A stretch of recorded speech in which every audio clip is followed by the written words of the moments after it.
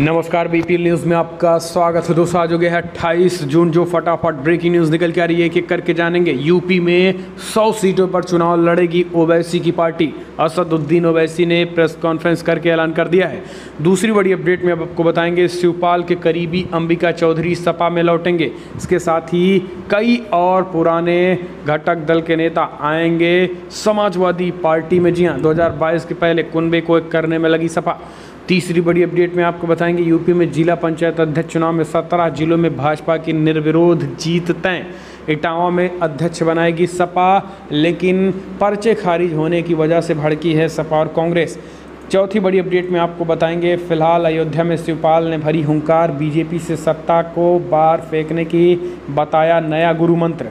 इस बीच अगली अपडेट में आपको बताएंगे, मऊ में राजभर समाज ने समाजवादी पार्टी के प्रति दिखाई एकजुटता, कहा सपा को मजबूत करना है राजभर। जी हाँ, तो एक एक करके जानेंगे। आजम खान को लेकर भी कुछ एक बड़ी खबर आई है, लेकिन उससे पहले अगर आपने चैनल को सब्सक्राइब नहीं किया तो यूपी विधानसभा चुनाव से जुड़ी हुई पल पल अपडेट के लिए चैनल को सब्सक्राइब करें। दरअसल पहली बड़ी अपडेट, यूपी में 100 सीटों पर चुनाव लड़ेगी ओवैसी की पार्टी AIMIM। इस पार्टी के साथ गठबंधन का भी ऐलान कर दिया। 2022 में यूपी में होने वाले विधानसभा चुनाव को लेकर BSP के साथ गठबंधन की खबरों पर AIMIM प्रमुख असदुद्दीन ओवैसी ने अपना पक्ष रखा है।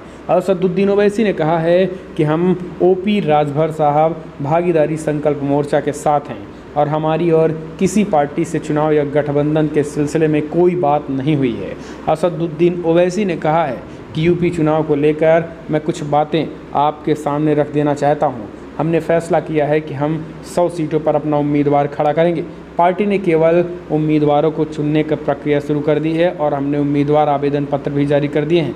तो दोस्तों, यूपी विधानसभा चुनाव में असदुद्दीन ओवैसी का ये ट्वीट कि यूपी चुनाव में अब सब कुछ स्पष्ट है कि 100 सीटों पे उम्मीदवार उतारेंगे। और आपको बता दें कि बहुजन समाज पार्टी मायावती, जो एक तरीके से असदुद्दीन ओवैसी के साथ गठबंधन की जो खबरें निकल के आ रही थी, उसको भी मायावती ने प्रेस कॉन्फ्रेंस करके खारिज कर दिया है और कहा है कि फ़िलहाल किसी के साथ गठबंधन नहीं करेंगे। यानी कि असदुद्दीन ओवैसी की पार्टी के साथ गठबंधन की खबरों को पूर्णतः विराम लगा दिया है मायावती ने ही पूरी तरीके से।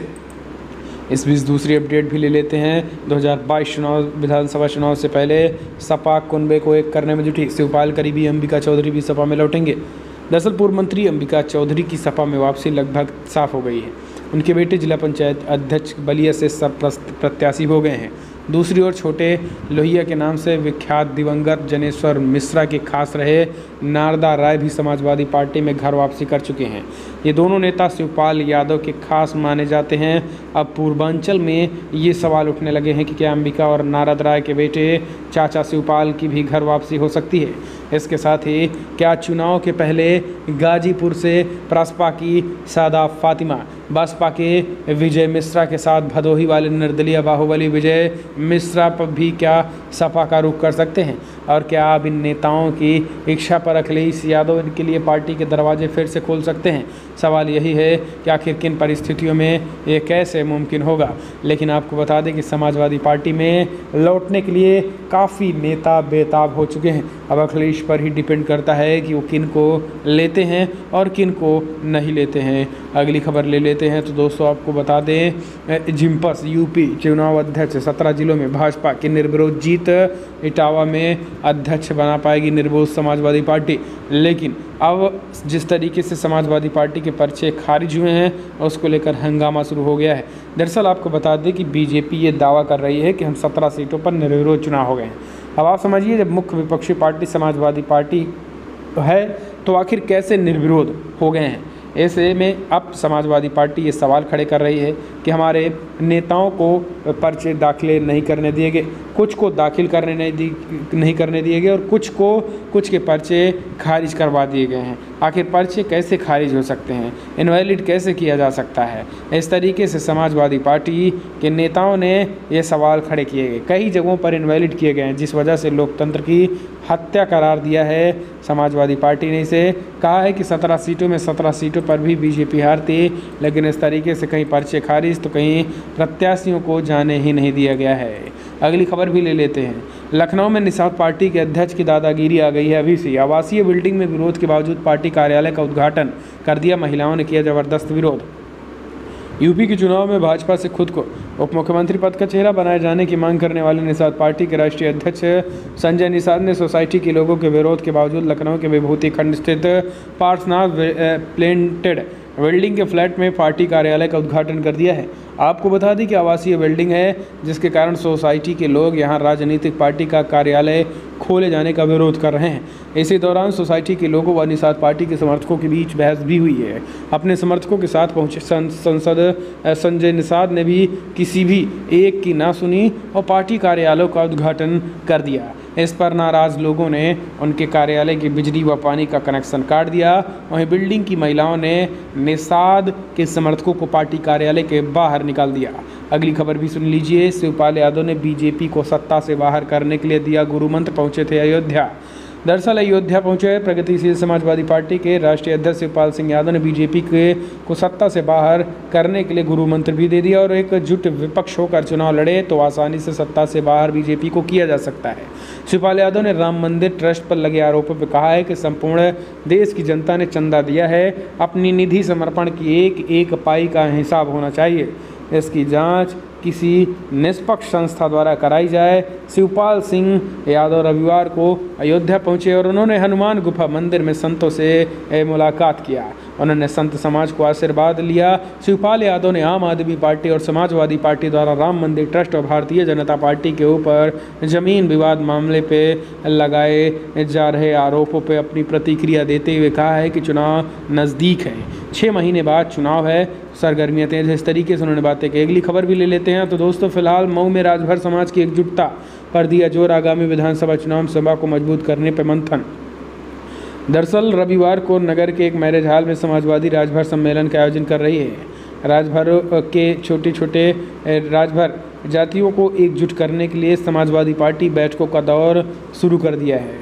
मऊ, वाराणसी समेत तमाम उन इलाकों में तेज़ी के साथ बैठकों का दौर जारी है और राजभर समाज को जोड़ने की भी तैयारी तेज़ हो चुकी है। अगली खबर भी ले लेते हैं, जहां पे अयोध्या से निकल के आ रही है। मुफलिसी में जी रहे पद्मश्री मोहम्मद रफ़ीक अब सरकार के सामने रखी 2 मांगे। हज़ारों लावारिसों 100 का अंतिम संस्कार कर चुके मोहम्मद रफ़ीक चचा को निस्वार्थ सेवा के लिए भले ही 1.5 साल पहले केंद्र सरकार ने पद्मश्री सम्मान देने की घोषणा की हो, लेकिन वो इस समय मुफलिसी में ही जीवन गुजार रहे हैं। 30 साल पहले अपने बेटे की सड़क दुर्घटना में मौत और लावारिस के तौर पर उनके अंतिम संस्कार ने शरीफ चाचा पर ऐसा असर डाला कि वो किसी भी लावारिस को वारिस बनाकर सामने आए हैं। इस निस्वार्थ सेवा के लिए भारत सरकार ने उन्हें पद्मश्री से नवाजा है, लेकिन मोहम्मद शरीफ 1.5 साल से पद्मश्री सम्मान का इंतजार कर रहे हैं। इसके साथ ही पद्मश्री सम्मान न मिल पाने के कारण उनका मिलने वाली धनराशि नहीं मिल रही है और जिसका उन्हें वर्षों से इंतज़ार था। अब एक छोटे से घर में मुफलिसी की ज़िंदगी जी रहे हैं। इस तरीके की हालत है। अगली खबर भी ले लेते हैं। आजम खान के खून की दोबारा होगी जांच। जी हां, दरअसल मेदांता हॉस्पिटल में भर्ती पूर्व मंत्री और सपा के वरिष्ठ नेता आजम खान के पेशाब में दिक्कत अभी तक बनी हुई है। रविवार को डॉक्टरों ने पेशाब व खून की दोबारा जांच कराई। नली में पेशाब कर रहे और मेदांता हॉस्पिटल के मेडिकल डायरेक्टर व यूरोलॉजिस्ट डॉक्टर राकेश कपूर की निगरानी में इलाज चल रहा है। उधर पूर्व मंत्री आजम खान और उनके बेटे अब्दुल्ला की कोरोना रिपोर्ट नेगेटिव आई है। पोस्ट कोविड से जुड़ी कुछ दिक्कतें हैं जिनका उपचार चल रहा है। सीतापुर जेल में बंद कोरोना संक्रमित आजम खान की 9 मई को तबीयत बिगड़ने पर जेल प्रशासन ने उन्हें व उनके बेटे को मेदांता शिफ्ट कर दिया था। अगली खबर भी ले लेते हैं। तो दोस्तों, आपको बता दें, अयोध्या मसले पर संजय रावत शिवसेना ने उठाई बड़ी मांग। कहा सीबीआई ईडी से कराएं मोदी सरकार जांच, केवल विपक्ष की नेताओं के पीछे न लगाएं एजेंसियां। यूपी के अयोध्या में चल रहे राम मंदिर निर्माण कार्य के बीच राम जन्मभूमि ट्रस्ट पे लगे जमीन विवाद के आरोपों को लेकर राजनीति तेज हो गई है। विपक्षी पार्टियां जमीन विवाद की जांच कराने की मांग कर रही हैं। इसी मुद्दे को लेकर शिवसेना नेता संजय रावत ने कहा है कि प्रधानमंत्री मोदी केवल विपक्षी नेताओं के पीछे ही केंद्रीय एजेंसियों को न लगाएं, बल्कि अयोध्या जमीन विवाद की जांच की भी सीबीआई और ईडी से कराएं। शिवसेना नेता संजय रावत ने अपने लेख में लिखा है कि सत्ताधारी पार्टियां विपक्षी नेताओं के खिलाफ एजेंसियों का इस्तेमाल करती हैं। इस तरीके से उन्होंने बड़ी बातें कही और एक तरीके से बड़ा हमला बोला है। इस बीच एक और खबर लेते हैं। भारत को जनसंख्या बढ़ाने की जरूरत वरना बढ़ेगी मुसीबत। अर्थशास्त्री ने आंकड़े बता 2 बच्चे को प्रतिबंध लगाने को बताया गलत। योगी आदित्यनाथ सरकार में एक नया नियम लागू कर दिया है करने वाले, जहाँ पे 2 बच्चों से ज़्यादा होगी तो सरकारी सुविधाएं आपको नहीं मिलेंगी। यानी कहीं ना कहीं एक तरीके से 2 बच्चों यानी पॉपुलेशन कंट्रोल करने की हिदायत दी जा रही इस तरीके के कानूनों लाकर।